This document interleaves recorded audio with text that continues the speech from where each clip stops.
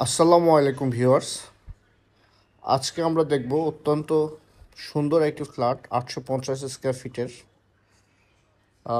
আমি সুন্দর এই কারণে বললাম যে এই ফ্ল্যাটটার যে ড্রয়িং অ্যান্ড ডাইনিং রুমটা আছে এটা বেশ বড়। 850 স্কোয়ার ফিটের মধ্যে এত বড় ড্রয়িং অ্যান্ড ডাইনিং রুম আসলে আমরা এর আগে দেখিনি বা দেখাইতে পারিনি।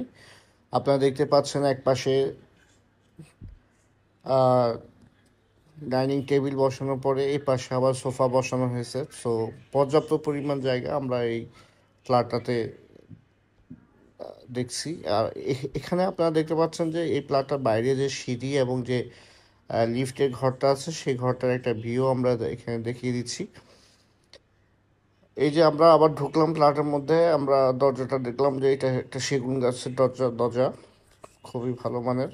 আর এই পাশে আমরা দেখতেছি যে এখানে সোফা বসানোর পরে ও পাশে ডাইনিং স্পেস আছে। তো যথেষ্ট পরিমাণ ভালো জায়গা এখানে আছে। সো যারা ছোট অ্যাপার্টমেন্ট নিতে চাচ্ছেন যে 2 বেডরুমের, তাদের জন্য এটা একটা পারফেক্ট। এখানে একটা কমন ওয়াশরুম আছে, আমরা খুলে দেখাতে পারিনি কারণ ভিতরে মানুষ গোসল করতেছিল। আর এই যে এখানে হচ্ছে এটা একটা বেডরুম। এই বেডরুমের এই পাশটা টাইলস করা। আর এখানে ফার্নিচারগুলো রাখার পরেও দেখা যাচ্ছে যে পর্যাপ্ত পরিমাণ জায়গা এখানে চলাচলের জন্য রয়ে গেছে। সো এটা আপনার ছোট একটা ফ্যামিলির জন্য খুবই সুন্দর একটা ফ্ল্যাট। এখন আমরা চলে যাব মাস্টার বেডরুম।